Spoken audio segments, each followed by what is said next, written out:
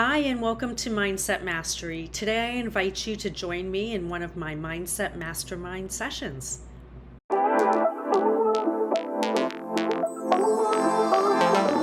Hi, and welcome back to our Women's Mindset Mastermind. Today, we're going to talk about creating a time capsule and creating a vision for the future. We only can see and experience and get what we look for. So whenever we think about setting a goal, we actually visualize it in our mind's eye. And we need to be, in order to get there, we need to be able to see ourselves there as though it's happening today. The brain does not know the difference between reality and imagination. And so when we have a vision for the future, we're actually practicing being that person, being in that moment. And the subconscious mind learns from that and begins to practice doing what needs to be done to get there. It's sort of like a tennis player who imagines the match and sort of in his mind or her mind continues to practice the swing, practice the swing. And then when the ball comes to them, their body, it's like muscle memory, their body actually does exactly what they practiced in their mind's eye. So when you set your GPS by creating goals, your mind matches up on the outside what you want most on the inside. The difference in how you experience the world is profound. Darren Hardy says that a goal that's not in writing is merely a fantasy. And I agree. It's hard to really get to where you want to go when you don't have a vision of what you want. Go for whole life success. When you're creating your vision statement, go for whole life success so that there's balance in all aspects of your life: business, finances, health, and well-being. Include spirituality, family relationships, and lifestyle.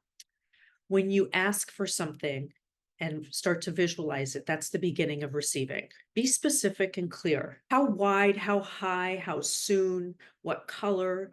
What do you want exactly? How are you going to feel when you're there? What are you going to see? What are you going to touch? What are you going to smell? What are you going to hear? Put all of that into your goal, or at least into your vision when you're imagining yourself there. Put all of that into your mind's eye.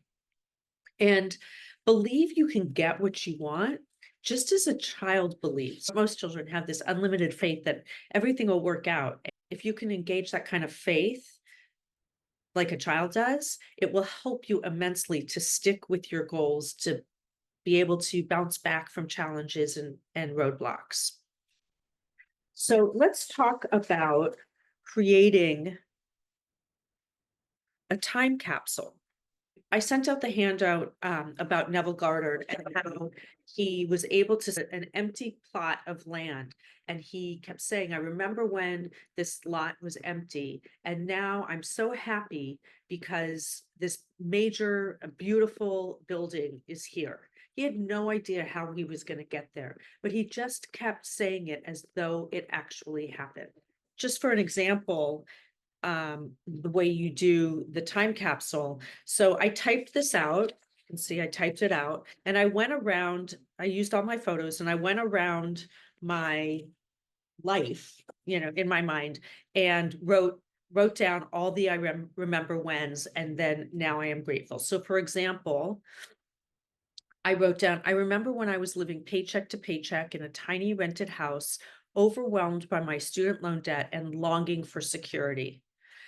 Now, I am grateful that I have two thriving and growing businesses. It's actually three.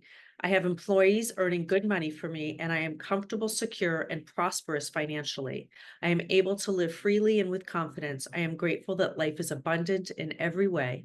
I am able to take vacations, feeling comfortable and confident that my businesses are running smoothly while I am away. So I'm not quite there yet. But when I wrote this, I just had one therapy business, and now I have three businesses: the therapy, the mindset consulting, and divorce mediation. I remember when I used to stress whenever something broke or needed to be replaced. Now I am grateful I have enough money to comfortably maintain my house and myself. I remember when I lacked confidence about sharing my history and my journey, and I lacked confidence about putting myself out to the world. This is just about a year ago. Now I feel comfortable and secure in myself and my place in the world, and I am willing and appreciated for my history and the steps I have taken to overcome challenges. So you get the idea. It's beautiful how it works. A huge notebook that I keep all of my notes in, and my time capsules in there, my vision statement is in there, and it's all together so that I can track my progress. So, what is a vision statement? Okay, a vision statement is a well-written statement that addresses different aspects of your life, personal, professional, spiritual, and the day-to-day stuff as well. Remind yourself of your vision regularly, and that will help you live a more balanced and focused life. So when I first did my vision statement, I kept it in a journal. I keep a journal, and I write in it as much as as much as I can and when I remember.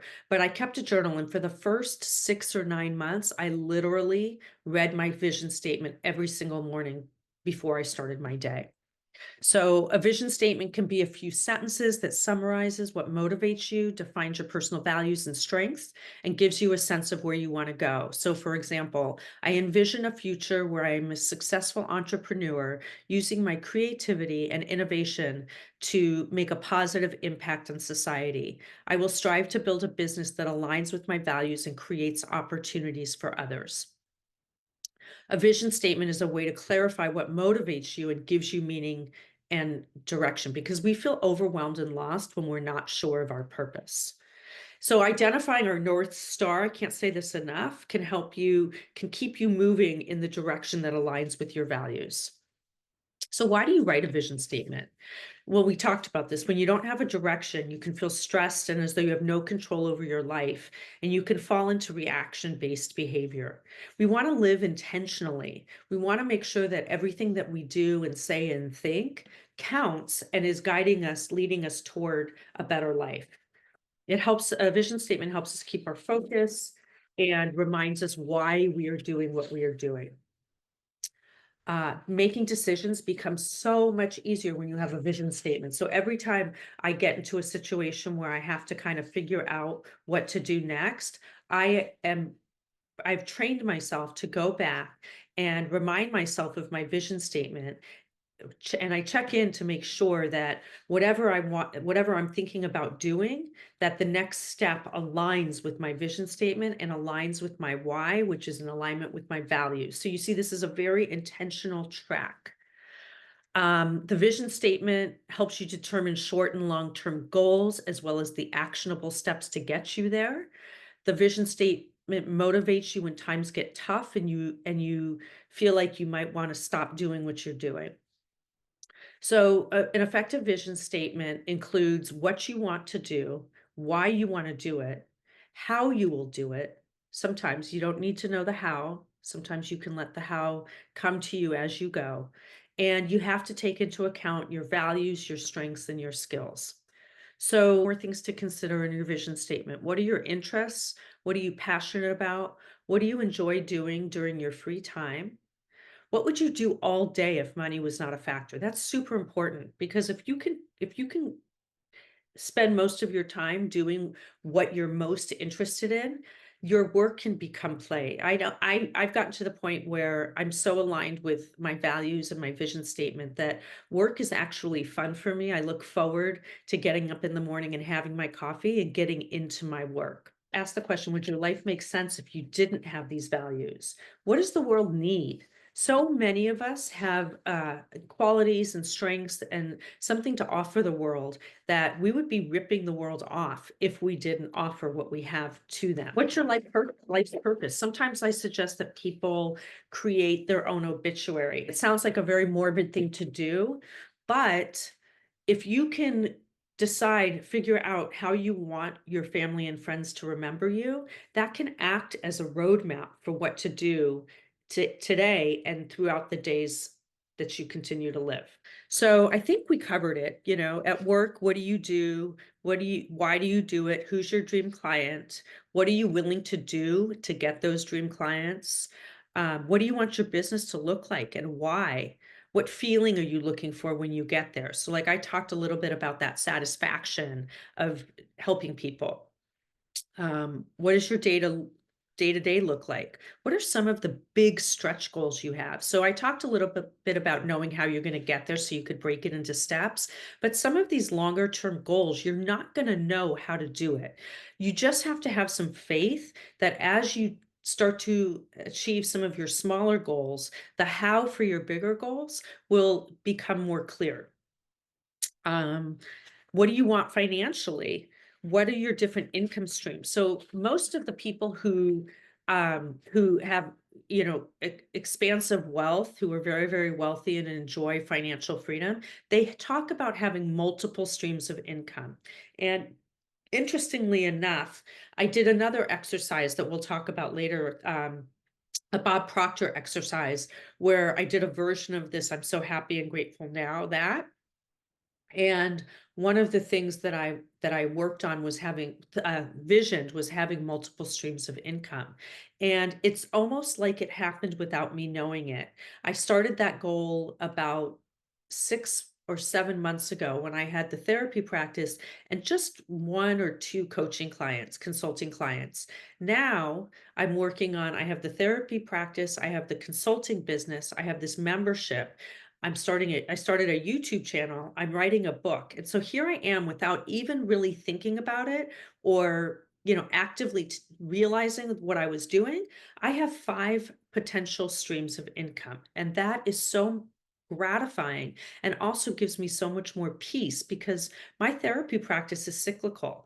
In During the summer months, people really slow down, and also during the holidays. So having multiple streams of income this summer, it gave me so much more peace because I had these other businesses that I could use to fill in where my therapy practice was sort of blanked out. How do you want to feel physically, spiritually, and emotionally? When do you feel most accomplished? When do you feel most alive? When do you feel most connected with others? Socially, what do you want to happen in your life socially? How do you want to feel about your friends? Who do you want to be with? Remember, the 5 people that we associate with most defines who we are. We acclimate to the environment in which we put ourselves. And so whoever you surround yourself is who you're going to be like. So be around people that inspire you. Pick people that challenge you, that push you to grow spiritually and emotionally. I can highly recommend. I've done it. I have removed myself in a graceful way, but I have detached from relationships that give me stress or that cause me to doubt myself, or that I'm in just because we've been friends for a long time or for some other reason. I'm only connected with people who bring me joy, who inspire me, who I feel unconditionally loved by, and I unconditionally love them. I encourage it. It's a great way to be. Feel totally safe and secure socially. I love it. It's so different from how it was a year ago. Adventure. What do you want to do with your everyday life? And what do you want to do with your off time, with your downtime? What are your bucket list items? What fears do you want to overcome? So, interestingly enough, I'm terrified of heights. I went to the top of the Needle in Seattle and I didn't even think about it. But when I got to the top, oh my God, I went to step out of that elevator and I became totally paralyzed. I could not peel myself. I was stuck to the wall. I could not peel myself off the wall. And in fact, I had to go right back down in that elevator. I scooted around the wall back into the elevator and I had to sit down because I was so uncomfortable and I felt so shaky. I had to sit down. It was me and the elevator operator in the elevator. But I sat down and rode the elevator back down. And I even for the rest of the weekend that I was there, even driving by it elevated my central nervous system. I was so impacted by that height being so high, and it really made me realize how extreme my fear of heights has gotten. So since then, I've gone to a rock climbing gym and I've done some rock climbing trying to get over my fear of heights.